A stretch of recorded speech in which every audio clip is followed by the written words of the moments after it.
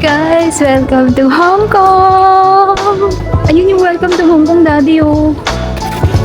Ito na, meron na tayong cash. Yung A21, $34.06. Yung A25, $40.08 kasi kukunti lang yung bus stops niya. Pero yung A21, mas mura kasi marami siyang dadaan ng stop. So, saan tayo?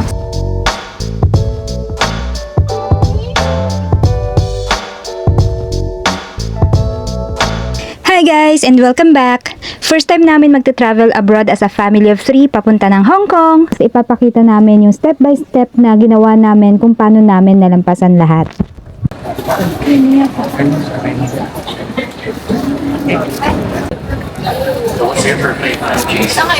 Hong Kong.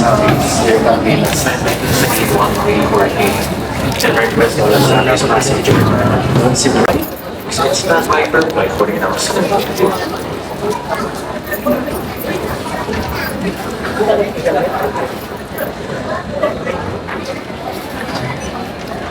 Okay na guys, tapos na tayo mag-bag drop. So ang dala na lang natin mga hand carry. Yan. Diretso na tayo ng immigration. Ito na yung ating mga passport. So, hanapin natin yung immigration. Scanan tayo. So, ayan guys. So, i-update ko na lang kayo guys kung ano yung mga tinanong sa amin bilang kami mga first time na magta-travel international. So, andito na tayo sa may immigration area. Bawal na dito mag-video kaya kita-kits na tayo guys ha. So, ngayon guys, nakalusot na kami ng immigration tsaka security check. Grabe. Ang daming tanong sa akin. Nakala ko masa second interview talaga ako.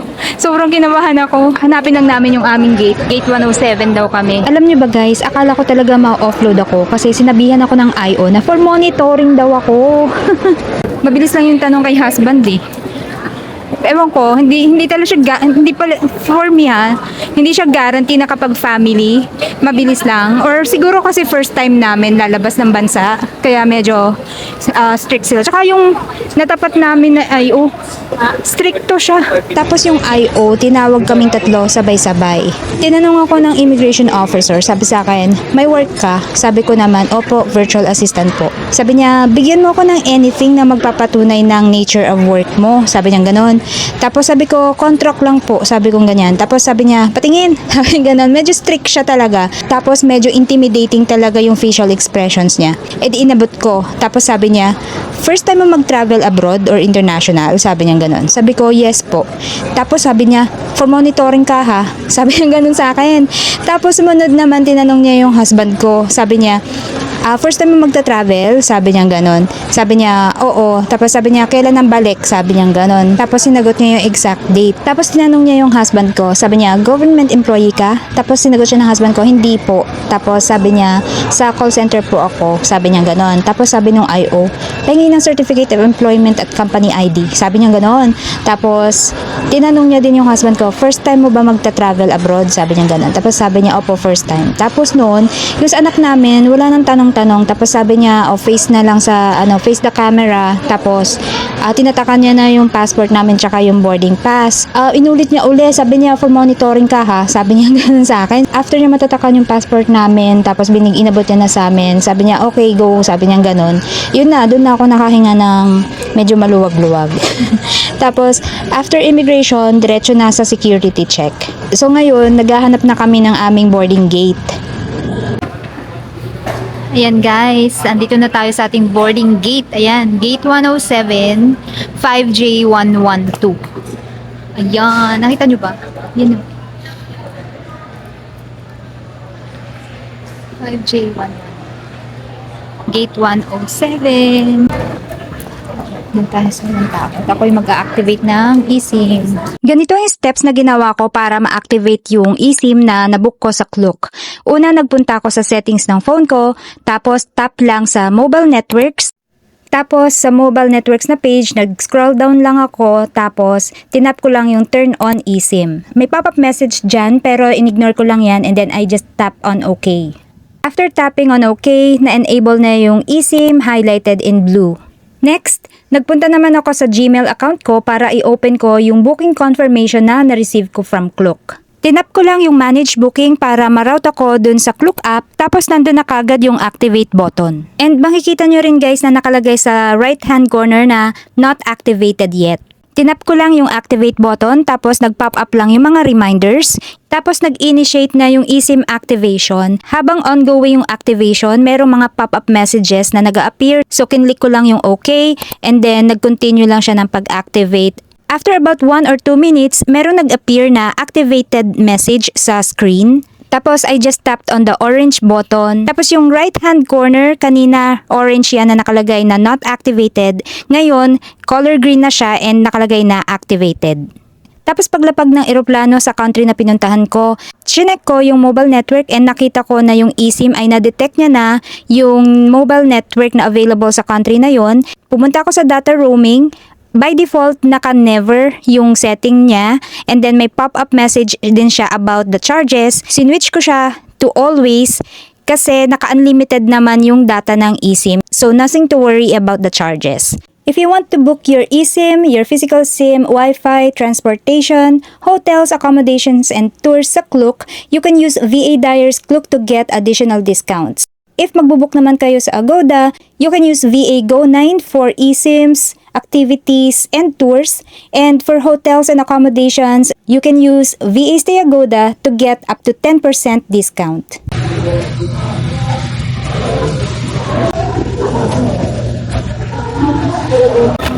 Ayan, binigyan kami ng guys, na-delay kasi yung flight. So nagkaroon ng technical issue.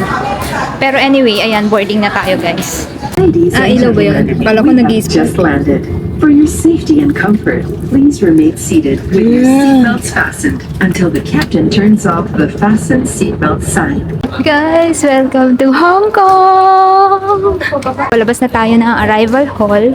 And guys, first time namin lumabas ng bansa ng family ko. Kaya super exciting to. At sobrang nakaka-overwhelm. 5G. Baggage claim 5. Carousel 5. Gate 5.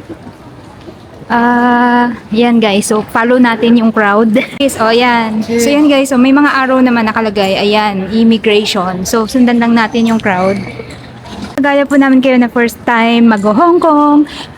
Panoorin nyo na rin po ito para sabay-sabay po tayong matutong mag-explore sa Hong Kong. Ay, meron pa doon. Sige. Oo nga. Nagmamadali kami kasi na-delay yung flight namin. So, kailangan naming habulin yung yung octopus card. Kasi hanggang 9 o'clock lang siya, ha. Sundan lang natin yung mga, signboard. Grabe, ang daming signboard dito. Nakakapanibago sa Pilipinas, maghahanap ka. Dito, tad-tad. Hindi ka talaga maliligaw. Totoo nga yung mga napapanood namin sa mga vlog. Ayan immigration, baggage claim, diretso lang.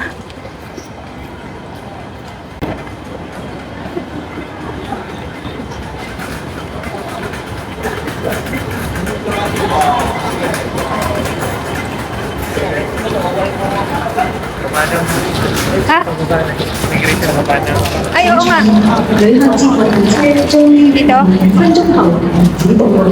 Ito, bababa daw tayo dito. Yan. So, baba tayo. Pag...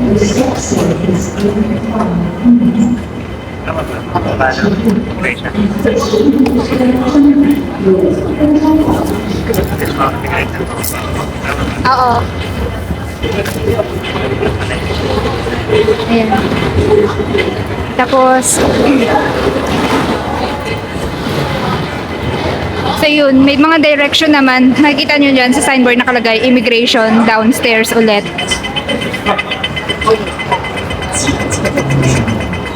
Tapos ayun na yung train line. Ayun na yung airport train. Yan na yung magdadala sa atin sa immigration. Sasakay tayo dyan. Pero hindi na yata tayo aabot. Next train na tayo guys, ha?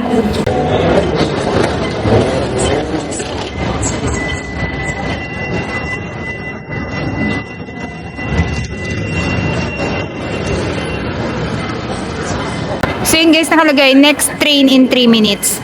Ayun, nakalagay. Kita nyo ba? Immigration sa taas. Immigration Transfer Desk Mainland, Macau.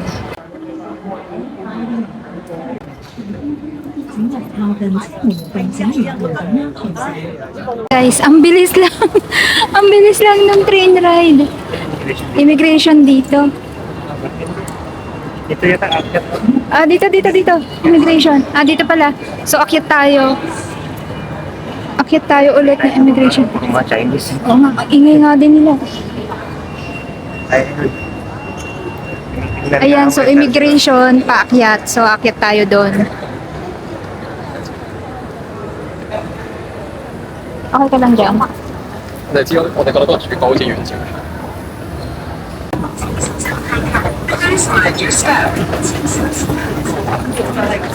Ito, diretso, immigration. Tapos ayun, yun yung signboard. Ayun, ang daming arrow, signboard, immigration.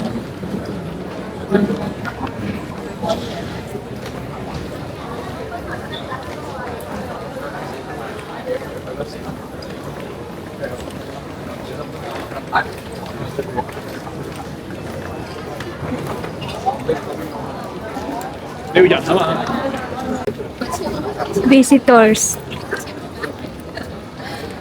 Dito.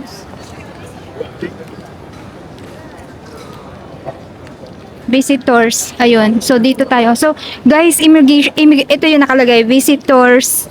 Visitors daw dito. And parang immigration area na to, bawal na mag-camera. So, see you later. So yun guys, paglabas nyo ng immigration, ayan, paglabas nyo ng immigration, katapat na kagad yung carousel. May mga numbers naman yan. So hanapin nyo na lang yung number ng carousel nyo. Ito yung 7, ayun yung 6. Kami ay 5 kasi nung paglabas namin nung plane, doon sa may pinaka parang doon, parang entrance papunta ng arrivals. Nakalagay na dun kagad, may signage na kagad. Baggage claim number 5. So carousel 5. So ito yung 6. Puntahan natin. Kung nasan yung ating baggage. Hang on. Abangan na lang natin. Sandali. Kunin muna natin bago tayo mag-claim ng Octopus card tsaka ng SIM cards natin. Ah, wala pa. Yan o, ilamit din. Oo nga eh. Ang natin. Ayun. Ay, hindi pala. Yan na nga. Ay, oo nga, yun nga. Ang bilis. Andito na agad. Wala pang 5 minutes.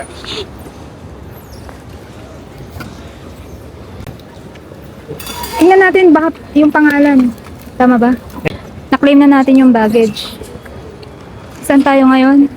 Doon? Saan? Hindi, mag-claim muna tayo Octopus card. Baka dito. Dito ba? Baka dito. Ayun, tingnan natin yung mga signage. Customs. Tanong natin sa staff.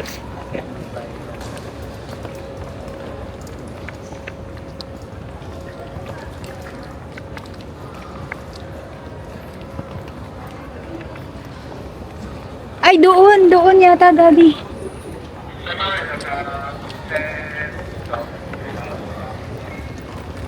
Ayun, Arrivals Hall A. Ayun, dito tayo, Arrivals Hall A. So guys, yun yung Arrivals Hall, diyan tayo galing. Tapos dito kami nagpunta sa A13 OBS para mag-claim ng Octopus card. Tapos dito naman yung para sa SIM card. Physical SIM. Ako naka-eSIM ako, yung para sa husband ko physical SIM kasi. Ngayon naman magwi-withdraw tayo ng Monelia. Hanapin namin yung ATM.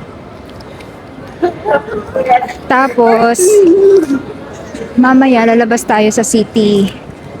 Paglabas natin, magbabas na lang tayo.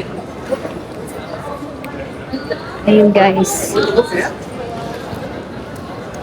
Labo na naman. Tapos guys, eto pala, dito yung papunta sa airport train. Ito, yan, dyan. Pag gusto nyo na magsakay using the train, papunta ng city pwede. Hanap tayo ng ATM. Dito na rin pala yung withdrawhan. May HSBC, may Bank of China. Tandaan nyo ha, pangatlo. Pangatlo, ito yon, cash withdrawal.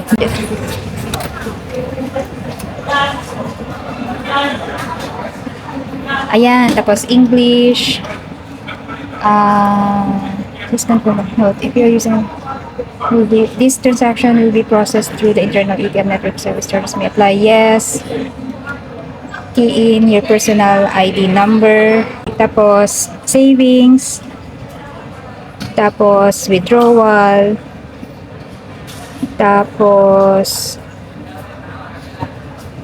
enter the amount.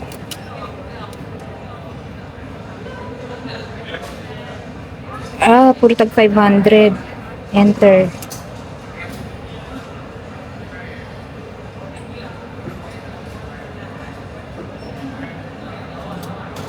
Ayan na.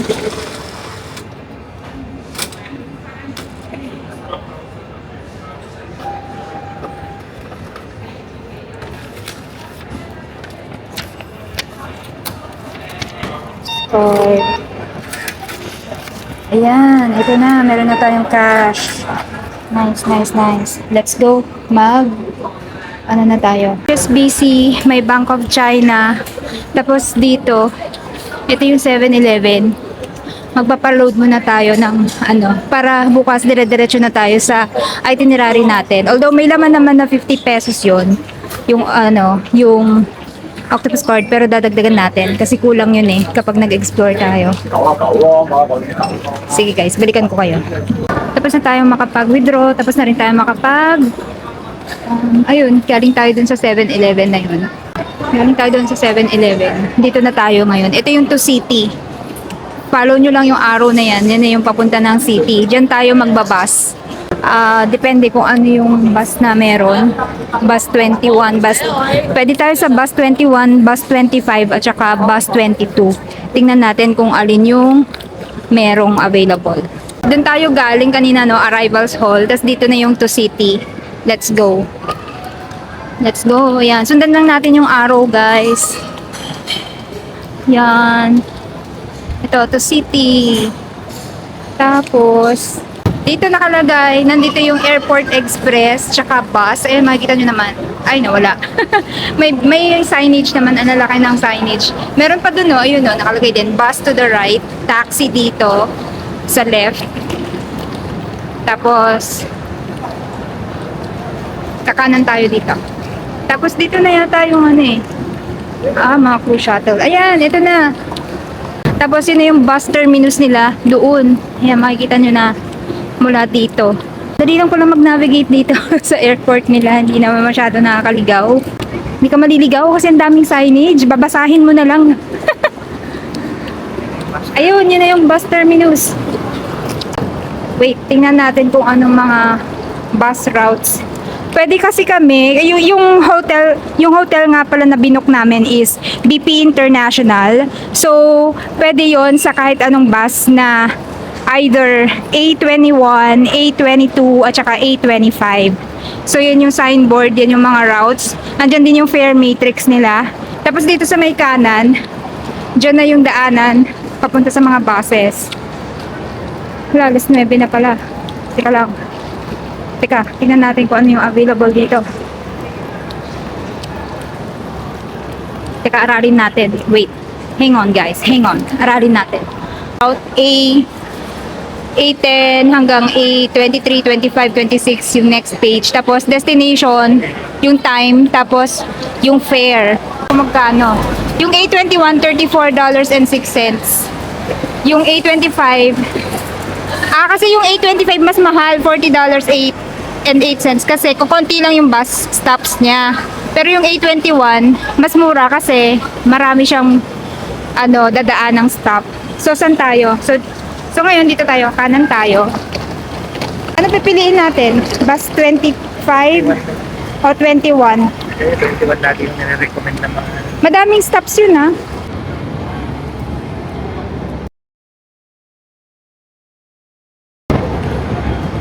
So guys, mag-A25 daw kami. A21 tsaka 25 magkaano lang. So yun na guys, A25. And let's go guys, sakay na tayo.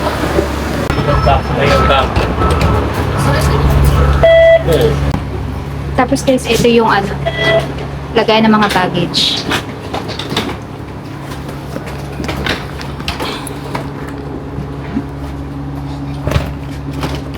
Dito tayo sa taas. Let's go.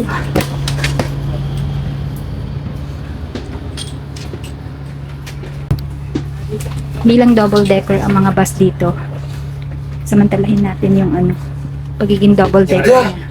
So guys, ito yung pinili namin A25 kasi 3 stops lang siya. Tapos BP International na. Bali, ang bababaan namin ay yung Canton Road. Tapos 5 minutes walk lang siya papuntang BP International.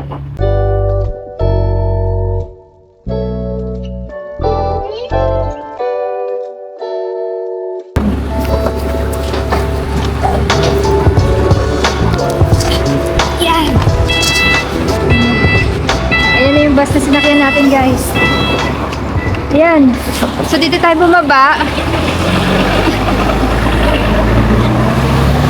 Bus stop guys, no? So from here, maglalakad tayo papuntang BP International. Sige guys, ayan. Naglalakad na kami. Papunta na kami ng ayan, 130 meters. Sabi dito, 3 minutes walk lang daw.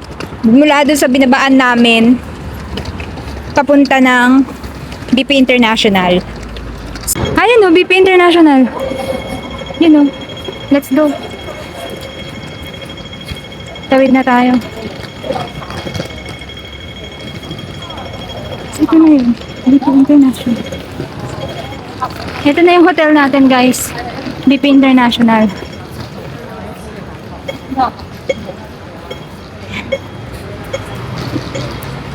Yan, pwede na tayo pumasok. Let's go. So happy, hindi tayo naligaw. Ang dali sundan dito ng maps. Ayan oh.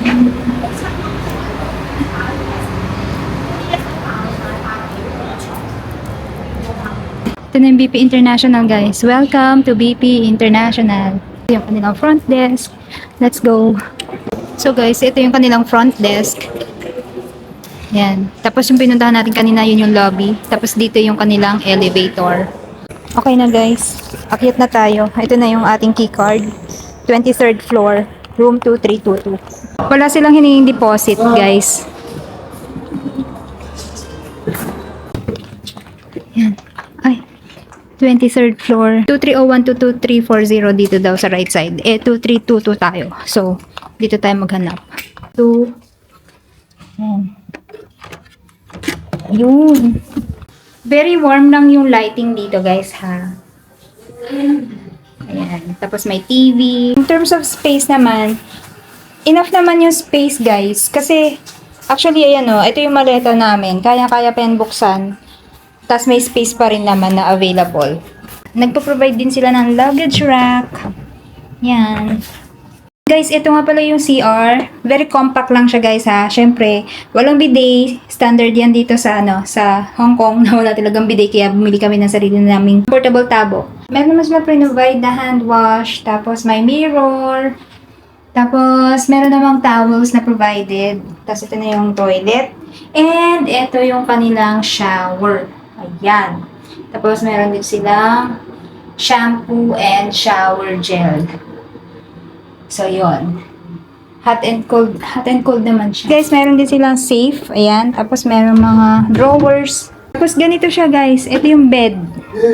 So, ito isang single to. Single, tapos isang double. Double yata ito. Ayan. Tapos, doon, meron din sila ditong minibar. So, merong coffee, tea, or me. Tapos, ayan. Tapos, ito yung kanilang mini ref. Oo, yan. Gumagana naman. Tapos, meron ding TV. Tapos, meron din dito. Ito yung table. May workstation. Tapos, ito, merong blower. Yan, merong blower. Tapos, merong mirror. Tapos, syempre, may maliit na lampshade doon. Very compact lang siya, guys. Pero, for a Hong Kong standard, maganda na to. pwede niyo po itong i-book sa Agoda to get up to 10% discount. Use VA Stay Agoda. Or pwede rin naman sa Klook, use VA Diaries Klook to get up to 5% discount. Tapos guys, pag hindi gumagana yung mga codes natin sa app, you can use the affiliate link na ilalagay ko dito sa baba ng description box. Type G guys, no, yung kanilang socket dito ganyan. So, mas maganda meron kayong daladalang adapter. Ito ay from Omni Adapter and multiple adapter na yan, no. Marami na siyang conversion. Ayan, no, madami na siyang pwedeng maging compatible na adapter. So, ayan. Ay, tatanggalin nyo lang pala to. Ayan, no. Ayan, no. So, ayan, in fairness, diba? So, ayan, meron ka ng type G. Oh, di ba? Yun siya. Kaya, kung gusto nyo rin po, ilalagay ko po yung product link na to dito sa may video, somewhere sa video, para ma-check out nyo po siya sa Lazada. Guys, kita-kita tayo bukas sa aming day 2. Magdi-Disneyland po kami. And kung umabot po kayo sa part ng video na to o hanggang sa dulo, maraming salamat po talaga. And kung kayo po ay nagbabalak din na mag-travel sa Hong Kong, at first timer kayo na kagaya namin, feel free lang po to subscribe, like, and share this video, follow po for more, and sabay-sabay po tayong matuto mag Hong Kong. Maraming salamat po ulit sa inyo. See you on the next one!